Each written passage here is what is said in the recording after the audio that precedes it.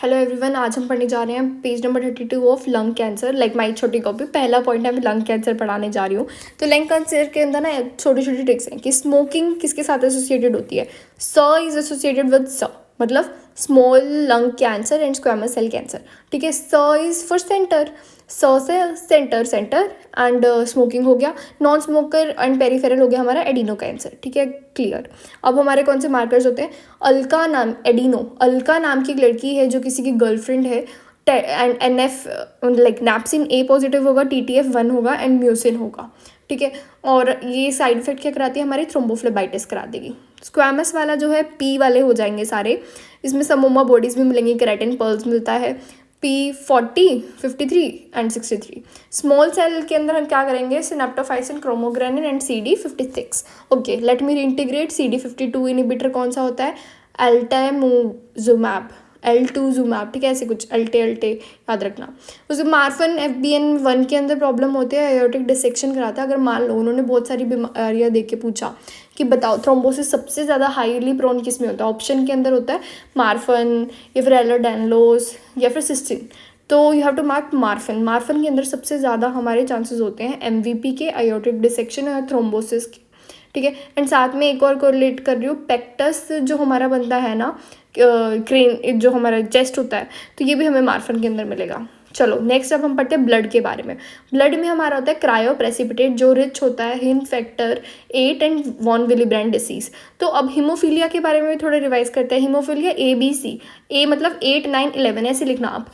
तो haemophilia A होता है 8 के अंदर। तो अगर हम क्रायो प्रेसिपिटेट उसके अंदर दें, which is a very good thing, लेकिन अगर हीमोफीलिया B का ट्रीटमेंट पूछ रहे हैं तो we can not give it. Okay, remember it like that. And बाकी सारे ब्लड सेल्स देख लेते हैं। होल ब्लड वॉल्यूम जो होता है ना, हमारा जो सेल होता है वो 500 ml का होता है ऑलमोस्ट। तो आपका मेन कंपोनेंट क्या होगा, जो हम प्रायोरिटी वाइज बोलते हैं। प्लेटलेट के बारे में सबसे ज़्यादा पढ़ते रहते हैं ना, तो प्लेटलेट वो हम RBC के बारे में सबसे ज़्यादा पढ़ते हैं, तो 350 मैक्सिमम हमने उसको दे दिया। प्लेटलेट एंड प्लाज्मा का अंदर हमने बिहाव नहीं करा, तो 200 ml दे दिया। ठीक है, और अब कितना कौन से टेम्परेचर पे करेंगे हम, RBC को हम करते हैं। आपने बहुत सारे ब्लड ट्रांसफ्यूजन ज़रूर करे होंगे आपके MBBS के बाद। तो ब्लड ट्रांसफ्यूजन वाली थैली बहुत ना ठंडी हुआ करती थी। वो क्यों होती थी, क्योंकि उसको 1 to 6 डिग्री सेल्सियस पे उसको हम वो करते थे, प्रिजर्व करते थे। एंड वो 42 डेज़ के लिए चल जाती है उसको, लेकिन अप्रोप्रिएटली प्रिजर्व करना है। ये नहीं कि आप किसी पेशेंट के लेकर गए और फिर उसके बाद आपने कहा कि 42 डेज़ बाद दूंगी तो उसको अच्छे से प्रिजर्व करके रखना।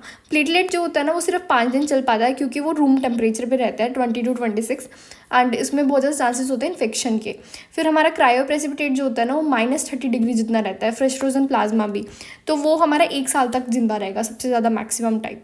ठीक है, और इसमें और भी होते हैं हमारे RBC के अंदर, सागम, CPDA, ये सब चीज़ें, तो उसके अकॉर्डिंग थोड़ा वेरिएबल कर जाता है। लाइक CPDA 35 डेज़ के लिए रहेगा, बिना एडिटिव्स 21 डेज़ के लिए रहेगा। ओके, चलो नेक्स्ट टॉपिक पे चलते हैं।